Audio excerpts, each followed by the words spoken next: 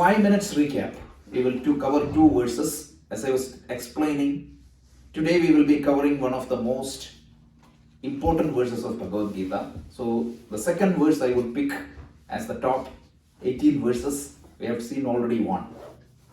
So just pay attention, make sure that you are completely crystal clear about the topics we covered so far. Krishna started addressing every human being. Arjuna is just a prototype. Through Arjuna, he was trying to address each one of us. So imagine that Krishna is talking to me. Remove Arjuna in between.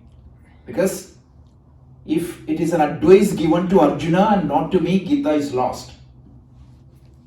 Okay? So first thing is, each one of you have a lot of problems in your life. So Krishna is going to address each one of us. So have your problems in your mind.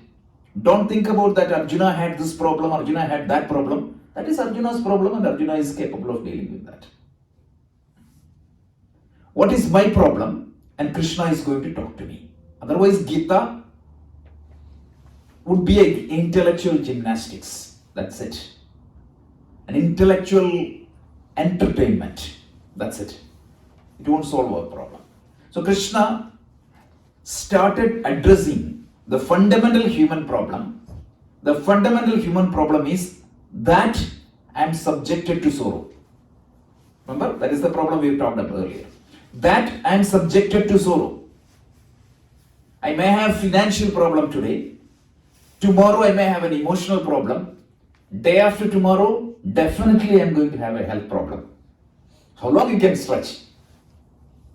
So how am I make myself resilient so that I am not subjected to this sorrow? So Krishna started addressing the first problem, the fear of death. The whole problem can be categorized into 2 buckets. One is, I think myself is limited in terms of my longevity. So when the biggest fear of any living being, forget about human being, any living being is fear of death. It's a natural instinct that is programmed into your system to get out of that. And fear of death supposed to be the greatest fear for anybody, everybody. So that issue is addressed. Just give me the attention and think through this, because don't make it as an intellectual understanding also, but just try to understand. The first thing he said was, there are multiple point of view for every problem, or every situation can be seen from multiple angles. And we said there is an absolute point of view and there is an empirical point of view. From an empirical point of view, I was born at a point of time and I'm going to die at a certain point of time. But that may not be the true point of view from an absolute level. I gave multiple examples. Every day you see the sun going down. That is my empirical experience. But reality is different. So I gave a definition, not me, but the scriptures always define what is that absolute perspective. Anybody remember that? We said, Trikala abhadidam satyam. That which is not subjected to change at any point of time, depending upon the place or time or the means of instrument, that is what is satyam. So right now I am sitting in the earth and looking at the sun, I see that the sun going down. But if I go to outer space, I see that the earth is spinning and going around the earth, sun. So depending upon the place and the time, my experience got changed. So if I have a knowledge which is not subjected to negation, which is not subjected to modification, that is the absolute perspective. And Krishna said, from that absolute perspective, there is no birth or death for anybody, because your essence, your consciousness, your absolute, and there is no death or birth. And that entity or that dimension of you is known as Atma. Mm-hmm. And then there is an empirical dimension, which is you are born, you are this body, you are transacting to this body, and that is called No, the individual, the physical body, right? In between, there is one more stage, which is called the subtle body, or the loosely called as soul. So what happens is, when you die, what is getting there is one entity that is getting dead and gone. There is one entity that is getting transmigrated, and there is one entity that is not at all changing. That entity which is not at all changing is known as Atma, and that entity which is getting transmigrated is known as soul, or the subtle body, or Sukshma Sharira, and that entity which is beginning and growing and dying is known as body. So this is what we said. So from that perspective, at least intellectually, you have a hope that death is not everything. Death is not a complete cessation of everything. And I said this cannot be proved. But I also made a comment that if you want to believe something reasonable. Look at the alternate point of views. Everything will fall flat in 2 seconds. And the power of this, I'll just give you one example. I was reading a book. The entire Western philosophers, there was one person who started speaking about this. You know who it is? Socrates. You know his final moments? He was given poison by the state. So everybody was crying. But look at the composure and the calmness in his attitude. And everybody was crying. He said, okay, those who want to cry, please go out of the room. And then one disciple of Socrates, his name was Crito, I believe, not Plato. There is another person who was an old person. He asked, hey Socrates, how do you want us to bury you? Imagine, the person has not yet taken the poison yet. He's about to drink the poison and somebody is asking you, how do you want us to bury you? I was astonished by the answer given by Socrates. He said, for that, my dear friend, you have to get hold of me. If you're asking about my body, you can do it whatever you do with the other people. Look at the language. So there is a famous book, unfortunately I forgot the name. It is talking about the life of Socrates. It is written by a famous German author. He said, if you want to understand Socrates, first you have to understand the Upanishads. Because sometimes what happens is, Plato, in his books, he said, what state is this? The state of Athena. The most finest citizen of the state was killed, poisoned by the state itself. And Bertrand Russell said about this. Sometimes if you speak ahead of the generation, what is going to happen? You will be branded as a lunatic. Yeah, you will be killed. Yeah. This is what happened to everybody. This has happened to Christ. Yeah. This has happened to everybody. Except in India. In India, there was a Charvaka who used to criticize every thought. And he was revered as a sage. And in Valmiki Ramayana, I love this. So in the Rama Rajya, Rama sends Lakshmana just to make sure that, means it's a big country. So each of these territories, how people are doing. When he came back, the first question Rama asked is, how these Charvakas are doing? Is their safety, their well-being is ensured? That's why Rama is called Vigrahavan Dharma. So let me come back to the topic. The topic is, if you are endowed with this knowledge, if you are in this knowledge, you will get that strength of Socrates. Rajesh, I had a question. Yeah. So like you were saying that if you have to believe something reasonable, and the alternate to this particular theory, that like with death everything ends, that falls flat. Can you explain how that is the case? No, not just that. I was talking about the alternate theory of the souls, right? So the soul will be in a suspended animated state, and you will be judged based on just one life. Alternate theory is, right? So again, you cannot prove it, scientifically prove it, no doubt about it. But what exactly is the conservation of matter tells you? It's either energy Matter cannot, conservation of matter. cannot be created or destroyed. Yeah, it can be transferred from One state to one form to the other. What is the conservation of energy tells? Energy is neither created Nor be destroyed. Same thing. So every fundamental building block in the universe, let me put it in the scientific terms. The fundamental building block in the universe that is used to make you cannot be created, cannot be destroyed. So we are also not saying that Rajesh as an entity will survive. Mind you, as an entity, Rajesh, it is the body. But something in me survives based on the same logic.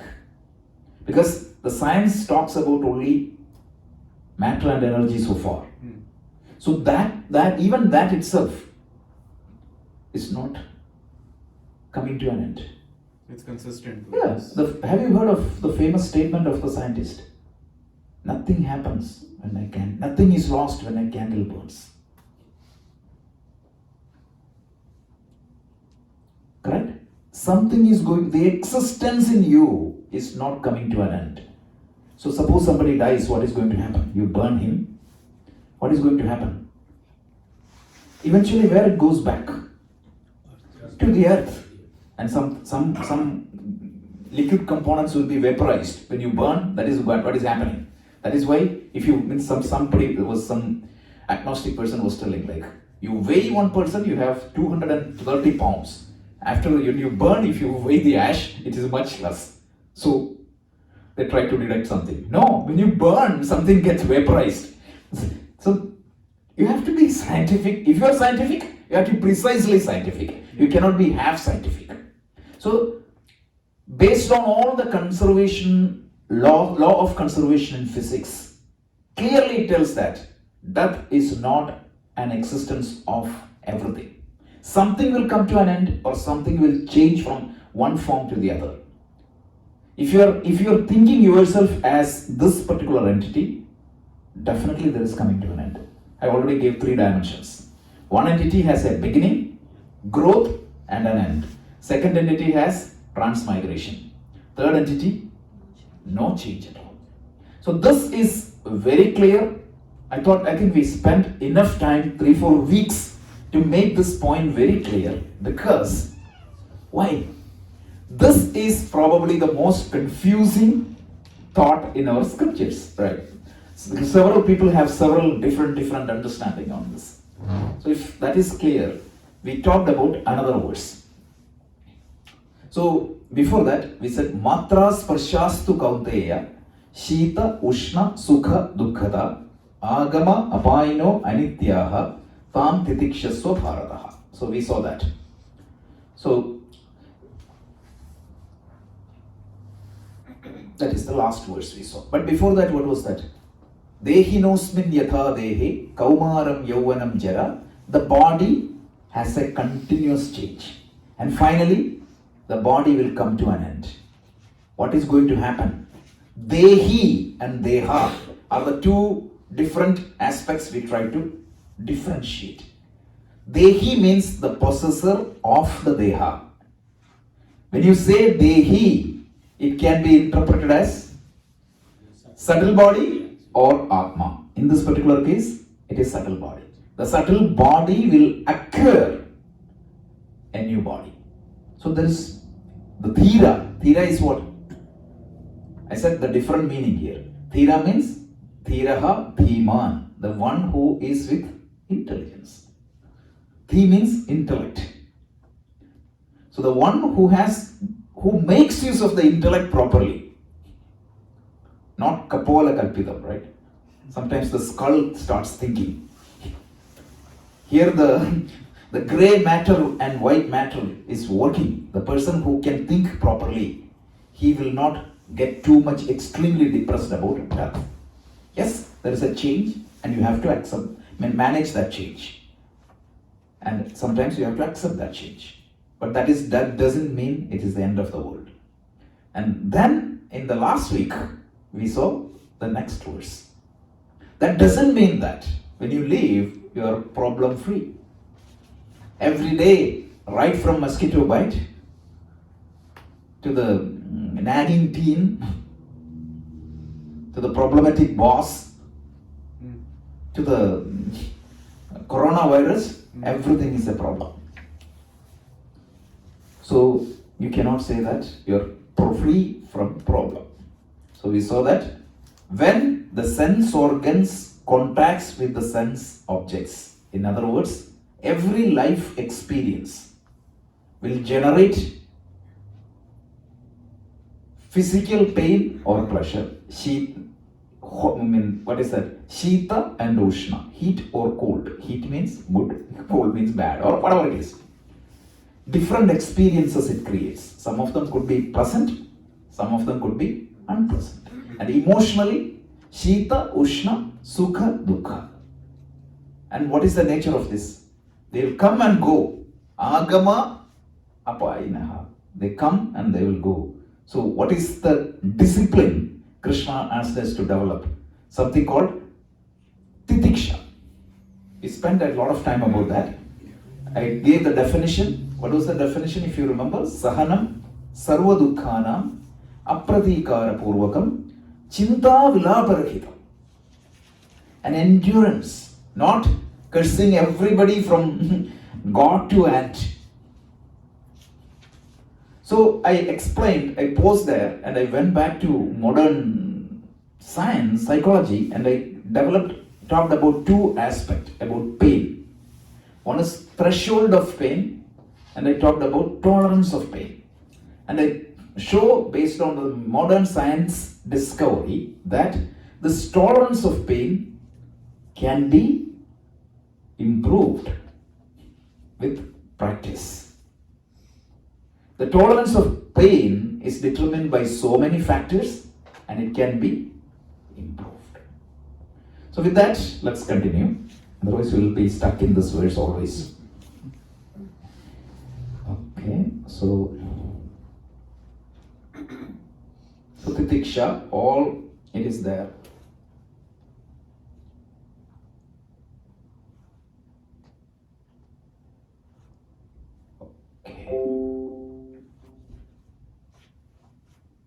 Okay, so this is the definition of Titiksha. Sahanam sarva dukkhanam apratikara purvakam chinta vilaparahitam sa Titiksha nigadyate. This is the classic definition of Titiksha by Shankaracharya. Okay. So we talked about this last week. I know that the connection went, you didn't see this, but this is what I was talking. The pain tolerance, and that can be improved. We saw that. Okay. So with that, let's go to verse 50. Would you mind chanting?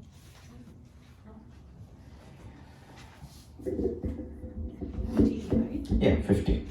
We started chanting Kailash. Awesome. Now we chant some 7 verses every week. Yam hina vyathayanti te purusham purusharshapha samadukha sukham dhiram somrutatvaya kalpate. Excellent. So the English translation is also given. He whom these things do not afflict. If you want, you can chant it exactly in Anushtup. This is composed by Swami Tadatmananda. It's a brilliant composition. That wise one, O leader of men, is fit for immortality. So, what exactly is the attitude of the person who is going through the troubles of life? Yam hina vyatayantete. The one who is, yam means yaham is a Sanskrit pronoun. In normal languages, how many pronouns you have? First person, second person, and third person. In Sanskrit, we have a universal pronoun. universal pronoun is called yaham. If you use that word yaham, it indicates everybody in the universe. It's a brilliant idea.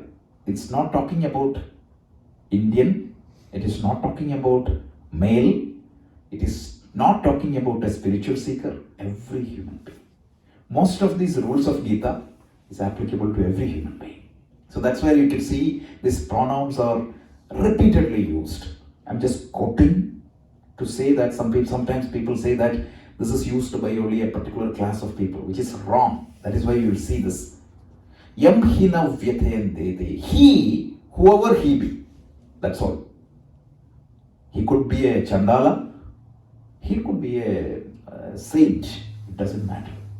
He, whoever, yam hina vyatayan dede. He who is not getting depressed or disturbed, extremely depressed with the changing situation of life. How? Not by suffering, through titiksha, because we are talking about a discipline we are developing. What exactly is titiksha? On a high level, it is the tolerance of your pain. With an understanding, what is that understanding? This experience is temporary and this experience will go away. With that understanding, he who faces the life without getting extremely depressed, Purusham Purusha Rishabha. Purusha Rishabha. What is Rishabha? Technically, literal meaning is bull. Bull among the man. It is a Sanskrit usage, meaning like the lion among the man, like the best among the man. That's what it means. Purusham, he Purusha Rishabha. Such a person, what is his characteristics? Sama Dukkha Sukham Thiram. Thiram means again wise person. Don't think that Thira is courageous person without intellect. That's not the case here. Thiraha Dhiman. Shankaracharya explains brilliantly. Dhiman means the one who is endowed with intelligence. Sama Dukkha Sukham Thiram. What is the characteristics of the person with titiksha? He will be equipoised in Sukha and Dukkha. When Sukha happens, what is our characteristics?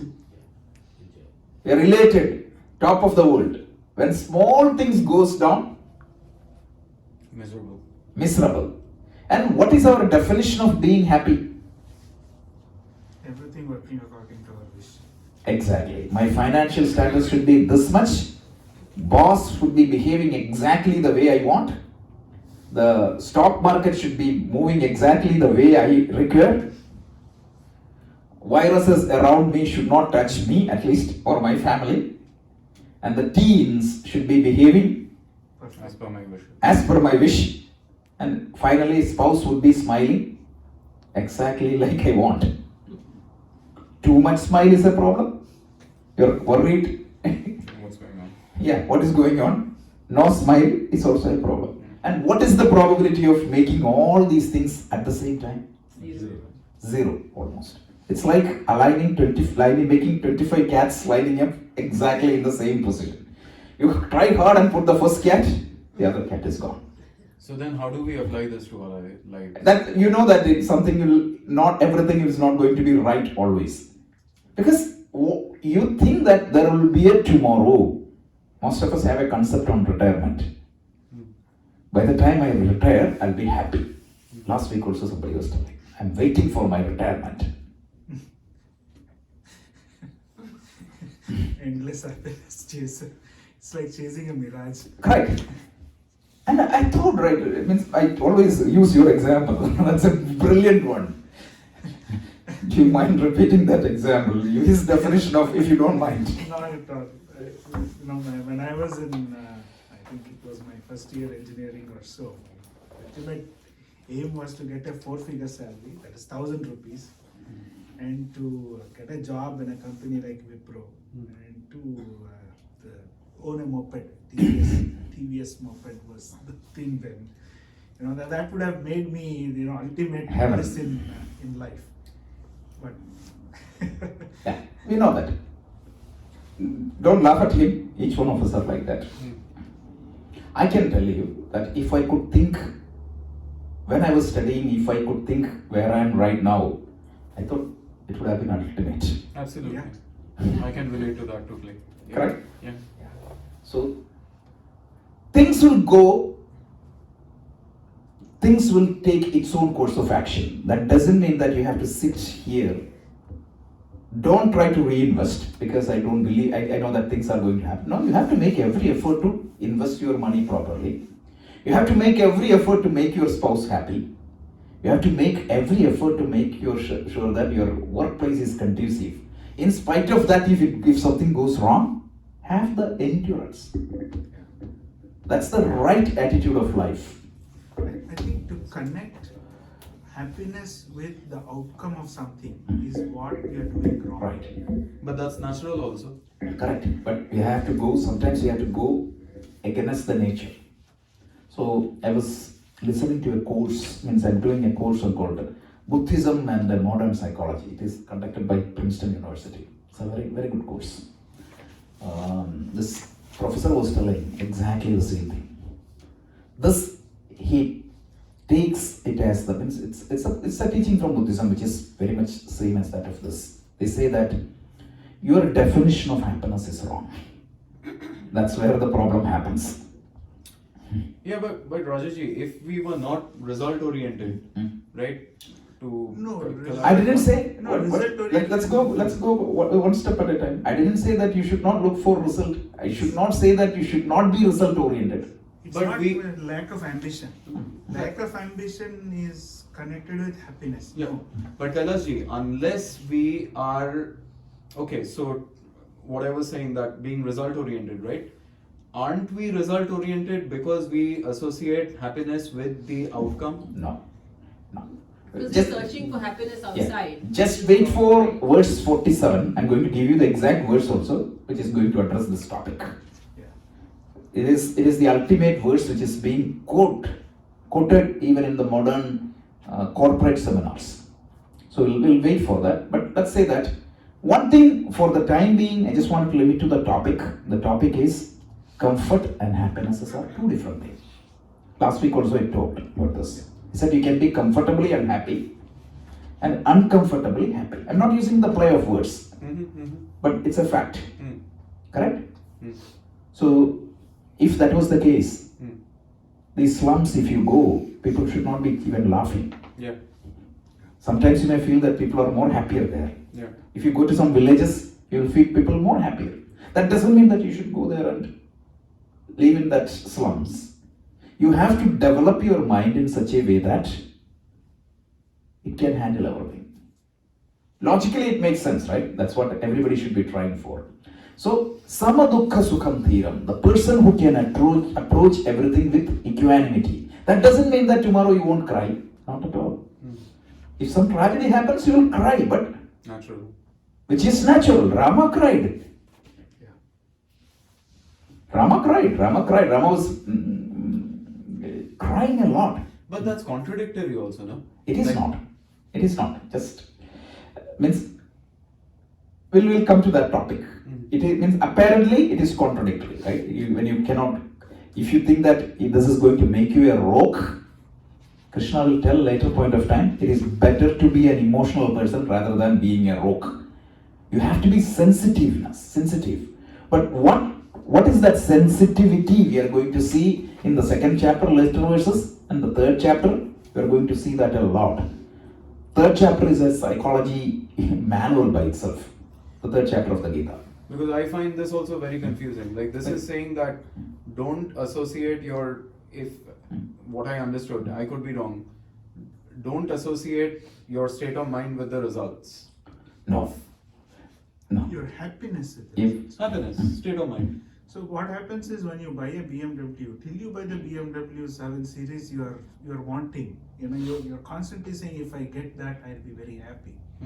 But the moment you walk into the showroom to buy it, your happiness is gone already. Yeah, absolutely. So Yeah. Absolutely. It's transitory. So the point is the happiness. I think we discussed this. You were not there in that initial classes. So one of the topic we discussed, which will come back a little bit later, is what is happiness? We defined that from various angles. If you remember, we started with positive psychology, We went through the neurology. What is happiness? We defined.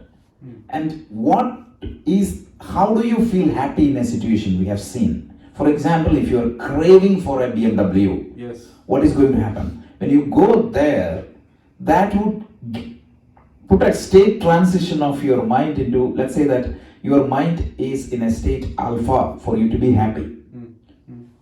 Today, X, Y, and Z can trigger you to that state. Tomorrow, it will be ABC. Yes. So if you can develop a methodology or a tool by which, without any of the external aid, you can get into that alpha, you can be happy always. But wouldn't that kill your ambition? No, that's the point. You're going to see that. So you think that right now, that is what is triggering you to work? Absolutely no. Absolutely no. There is a difference. Have you seen Vivekananda working? Have you seen all these masters working? 24/7 with much more efficiency. So let's wait till Karma Yoga. Karma Yoga is this topic. We are jumping ahead too much. When we come back to Karma Yoga, we are going to discuss this topic one by one. So right now, it's again, I said, we are talking only about the what's. Why, what, and how. We have to address like that order. So we are talking about what, and we are going to see how when you go to the yoga part. So right now, why we are doing it? We wanted to make sure that we wanted to be happy. We wanted to get out of that problem. What is that problem? I am subjected to sorrow. So why we are doing it is clear. What we have to do is we have to understand a few things. And then how I can implement that. That is where the yoga. So up to verse 38, Krishna is going to give you the what. And from verse 38 to 52, he is going to, very high level, he is going to see the how. The how part is known as yoga. And the what part is known as Samkhya. Okay, so right now let's cover the Samkhya and then we'll go to yoga. I know that all of you are curious to know the how, but we'll come. That's the whole Gita is there, right? Question on Samkhya. Samkhya means numbers, right? See, Samkhya, one meaning is number. Samkhya means logic. It's means, see, Sanskrit, you cannot, means every local vernacular may have one meaning. Yeah. Remember I told you one example, good example last week? You're a computer programmer, your colleague comes and tell you that select all the sales from that table. Yeah. And if a ordinary person in the street hears that, what would he interpret? Where is the table? Where can I? Yeah. So you have to look the meaning at the appropriate places. So all the Vedic thing, you have to look at, there is a dictionary for that. And that dictionary is known as Niruptam, written by Yaska. So modern days what happens is some of these people who criticize these books, they look at the ordinary transactional meaning of certain words and try to criticize it. For example, Brahman, Karma. All these words have its own big dharma. Some people say that dharma as a religion. And some of the Bhagavad Gita translations I see, like wherever they use dharma, they use religion. How pathetic is that? That's why we have to study Gita with a teacher. Remember? We discussed it. Okay, so let's come back to the verse. Yam hina vyatayanteti, the one who is not extremely affected. Purusham Purusha Shabha, that is the best among the man. Samadukha Sukham Thiram. So, Sa Amrutatvaya Kalpate. He is prepared for attaining the highest goals of life. So, this equanimity or this control of the mind is a prerequisite for the higher goals of life. What is the higher goals of life? Freedom from all sufferings. Moksha. That's what I translated into a moksha. You have a different meaning. That's why I was translating that into a very ordinary language. You want freedom from, you don't want to, what was the problem I defined? You are subjected to sorrow. Freedom from all that risk. Moksha is not something that is happening somewhere in extraterrine experience. No, not that. It is, right now I am subjected to sorrow. Right now I need some motivation to work, as you said. correct? Without that promotion, or without that hike, or without that smile from my child, I cannot work. How can I go? So what is the problem? The moment you have that smile, if that smile is an absolute must-have requirement for you to love your child, the moment that smile goes, problem will come. So how do you get? So that means you are subjected to sorrow. They say, right? Don't put the key of your happiness in somebody else's pocket. Don't put the key of your happiness in somebody else's pocket. Don't put the key of your well-being in somebody's smile. Exactly that much smile you want, that is a risk. If you're simple risk management, what you try to do? It's a known unknown. Okay, your happiness is dependent upon the smile of your child.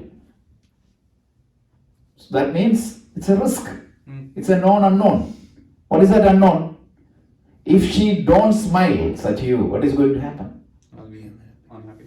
You're vulnerable there. Yeah. And we wanted to get out of that. And when you are vulnerable, what is going to happen? Can you love her properly?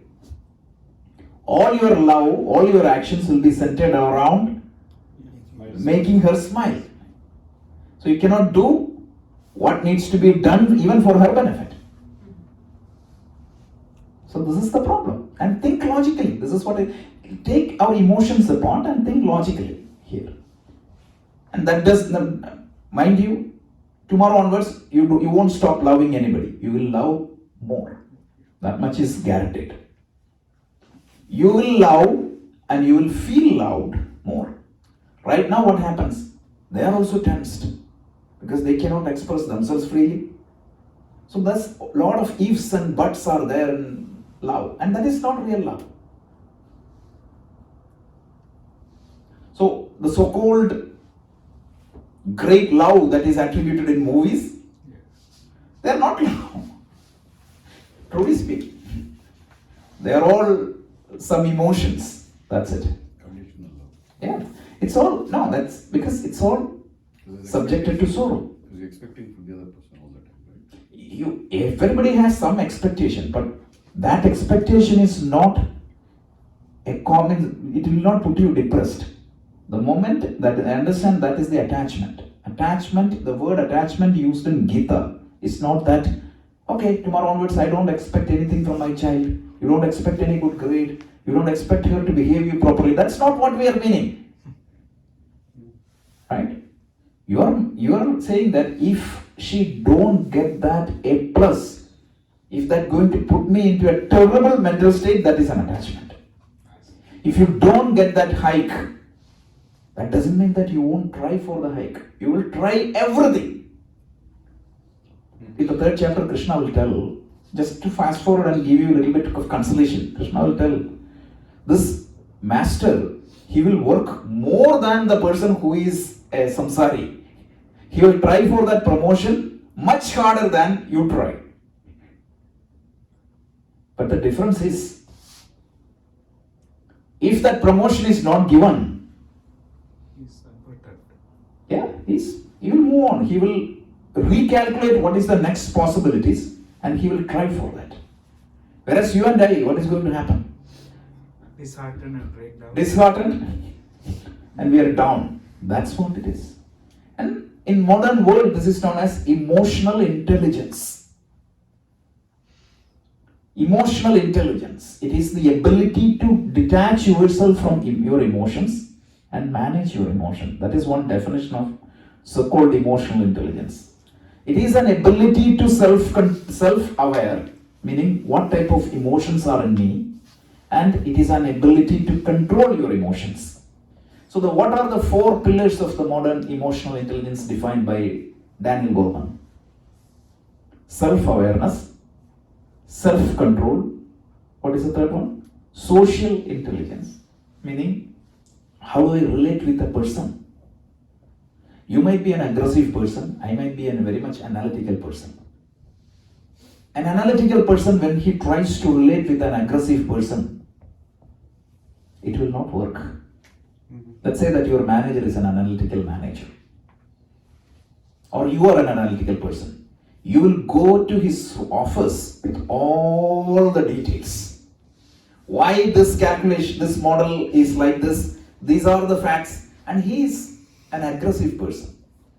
He won't, what is his personality? Impatience. He won't look all those things, he will just look at the bottom line, right? And what is your characteristics? You try to explain him, okay, A plus B equal to C, and then Y is going to influence 30%. It will not go. On the other hand, if you are an aggressive person, your manager is an analytical person. You go there with, you have to do X, Y, Z. He'll say, wait a minute, explain me. So if you are not relating, so there is a science. There is a science called social styles. So you have to understand what exactly is the characteristics of other person and try to relate him. If you go there with your assumption, you are going to fail. And you would see this in Gita later point of time. You will see this. So that is social intelligence. By the way, anybody is interested, go and read social styles. It's a big, huge topic in modern management. Social style, analytical driver, then analytical driver analytic, there are some different categories and they have already defined. There is a test you can take. It will tell you what analytical style is. For example, my style is analytical style. They graded me like that. I had undergone that training.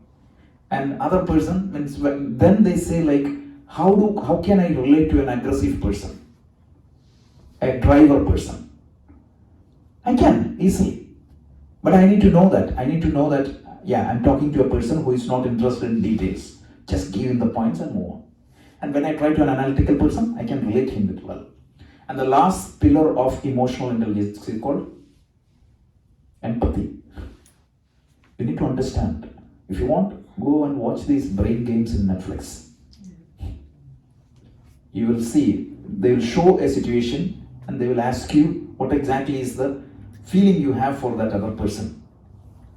Most of the people will hate him, but they will show what is his background. Immediately your feeling will change. So this empathy, we will see in Gita later point of time, Krishna calling out all these things separately. So you all will pay thousands of dollars, $2,000, $3,000 for getting this EI training, correct? And Gita is really available to you, thousands of years back.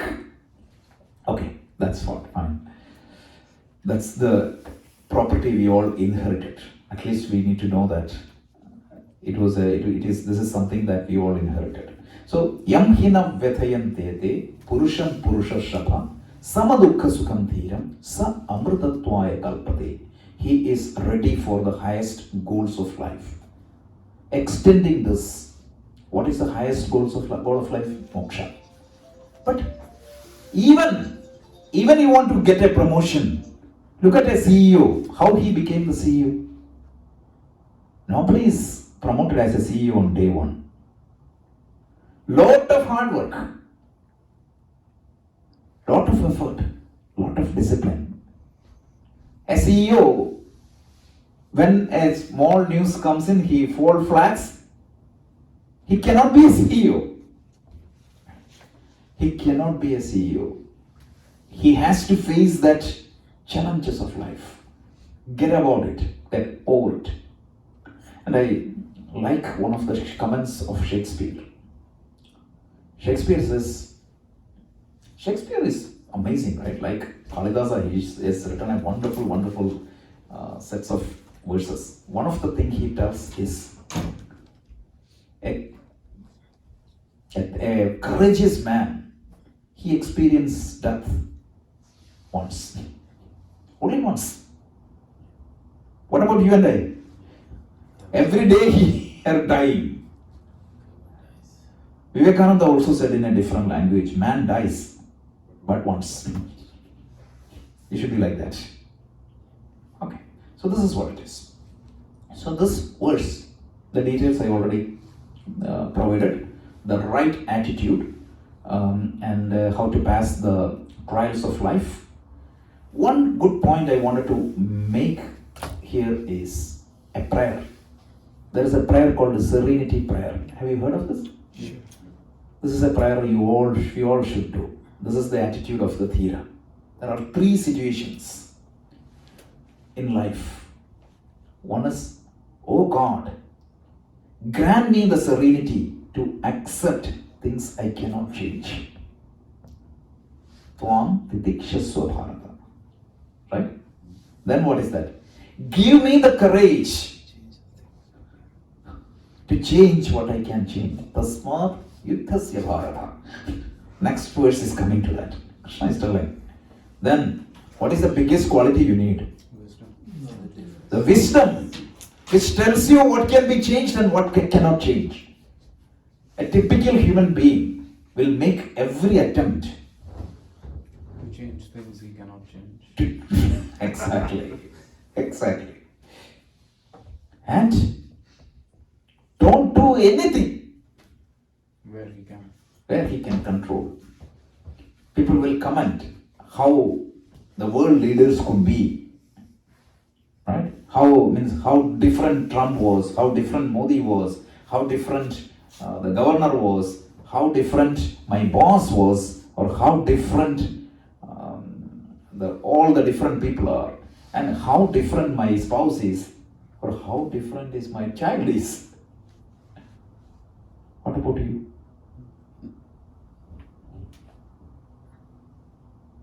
Okay. So this is a prayer made by a preacher, by a priest here in 1940s. I forgot his name. Roland. Yeah, Robert something, right? But it is never attributed to him. That is very sad. So many people take ownership. This is a priest, a Christian priest here, started using this prayer in his sermon. But you have to appreciate good thoughts from everywhere. Names at the bottom. Yeah. Roland. Yeah, it is there. It is in one note. I have given the history. All the notes are there, so you can read that. Okay, so this is the summary. Okay, so let's go to the 16th verse. We cannot finish it today. Means next week we can finish it, but I will give a little bit of introduction. You can chant. नासतो विद्यते भावः नाभावो विद्यते सतः उभयोरपि दृष्टोऽन्तः त्वनयोस्तत्त्वदर्शिभिः. This is considered as one of the most important verse of Bhagavad Gita. At least my pick. So this we have to understand properly. This is talking about the nature of the Atma. So literal meaning we will see. Na asato vidyate bhavaha. Vidyate means know that. It came from the root vid. Veda also came from that root. It means to know. So know that.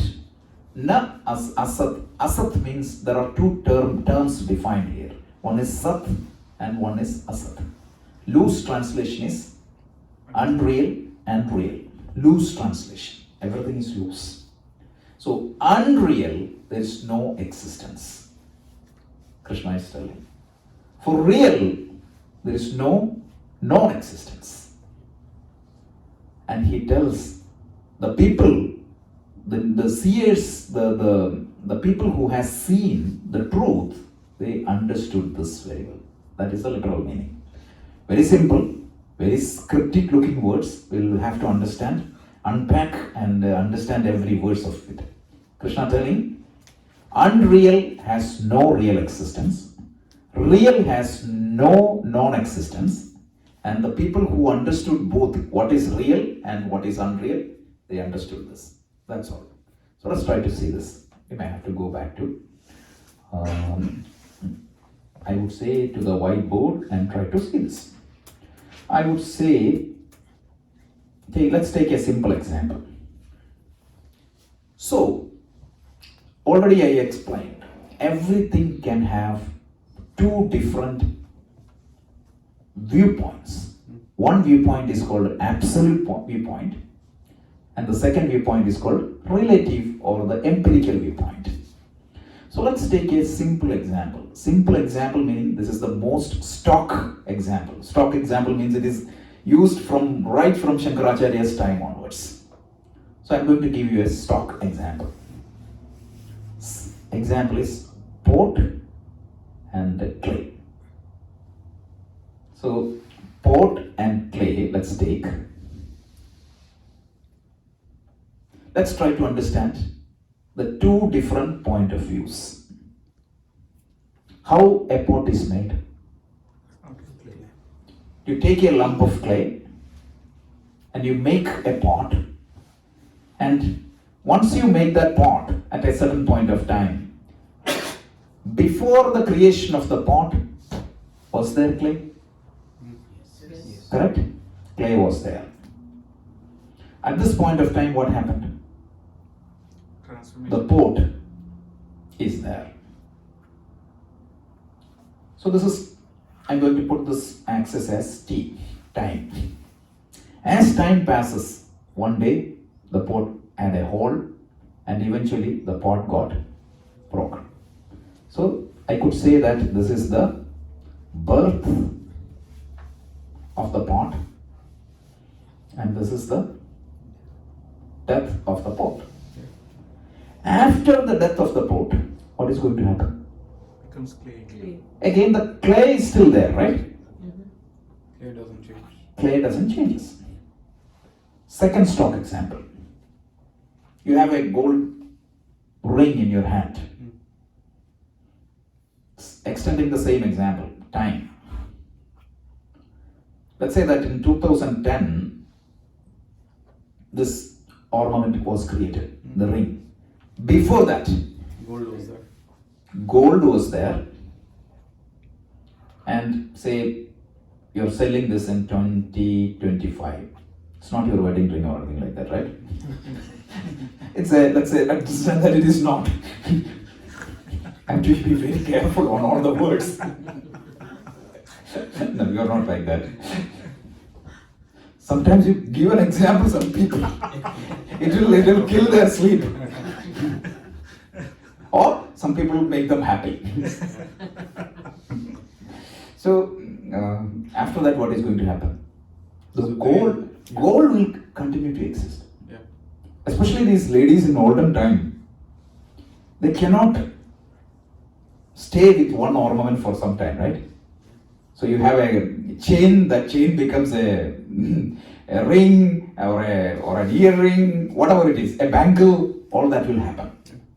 So I can say that the life or the longevity of that ornament or that golden ring was 10 years. Before that, something was existing, right? What was that? Gold. And after the death, after the ornament goes, Gold still exists. yeah. Now, third example. But even when it's a ring, the gold is still there, just in a different I'm form. coming to that point only. Excellent. Right? Let's limit with these two examples. During the life of that pot, what happened to clay? Still there. Transform. Yeah. So now let's try to understand one important concept. There are two properties for any object. Any object has two properties. One is called intrinsic property. And what is the other property they call? Incidental property. I'll give you a simple example for this. Just give me the full attention. This is a complicated subject, but it can be understood very well. Means this is not something that we cannot understand. Yeah. So let's say that you have a hot potato or a hot coffee or a hot water is there. If you put your hand in that water, what is going to happen? Yeah, heat is there. From where that heat got, the water got the heat? From the fire. What that heat, the property of heat, is that an inherent property? Incidental. It's a borrowed property. Yeah. Whereas if you take a fire, why do you keep your coffee in a flask? Because it's not an inherent property. So, if I say that, taking that same example of logic, what was the existence of that pot? Incident. Clay, right? Yeah, absolutely. The pot didn't have its own existence. The existence of the pot was borrowed from The clay. clay. In other words, what is the, that's taking the same definition, right? If the fire was not there, the water would not have got Boiled. boiled. Yeah. Like that, the pot would not have existed if the clay was not there. Correct?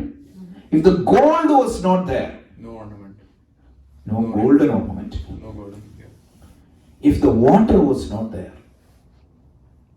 there would not have been a wave. So the existence of that pot came from Clean. clay. Correct? Mm. The existence of that gold ornament came from gold. The existence of that big wave came from water. In other words, if I say the pot is nothing but the clay in a different form. Do you agree? Yes. And I could say the pot would not have an existence without the clay. Right? I can say that the clay has an independent existence, whereas the existence of the pot Is dependent on the clay. clay. Correct? In other words, I can say the existence of the pot is a borrowed existence. That existence is borrowed from clay. The existence of the gold ornament is entirely dependent upon the gold, and the existence of the gold ornament is borrowed from the gold. In other words, if I take the gold away from the gold ornament, nothing remains. If I take all the cotton from your shirt, of course, if it is a cotton shirt, nothing exists, right? If I take away all the clay from that pot, now I'm going to tell a complicated technical term. Now you'll understand. I can say that the pot is a name and form only. The actual existence is what? Is that difficult? The golden ring is a name and form which has a beginning and an end. So now come back to this verse. What Krishna is telling. What is asat and what is sat?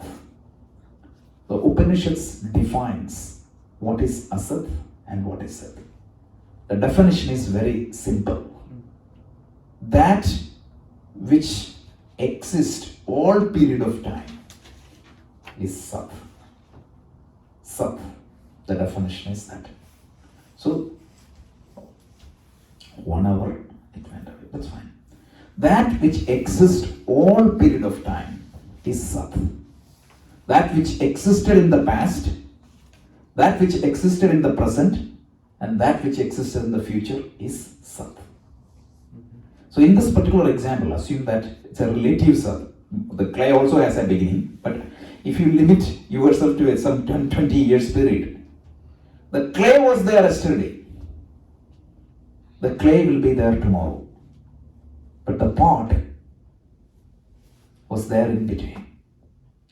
So what is the definition of asat? The asat is that which was not there in the past, that which has a relative existence. If you say that the pot doesn't exist, that is wrong. This is one of the most misinterpreted idea in Vedanta. People say Brahma Satyam Jagat Mithya, the world is unreal, ignore it. No, Krishna didn't say that. He used the word only Asat here. Asat means that which was not there yesterday, that which appears to exist, or that which exists only for a shorter period of time, whereas that existence is borrowed from something else, right? And which will not have an existence tomorrow. That is Asat. And what is this verse tells?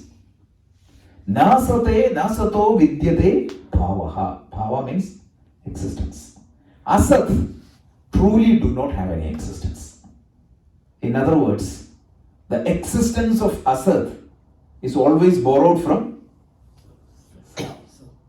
So I can say that the clay, really speaking, the existence appears to have, whatever existence the clay appears to have, is borrowed from clay.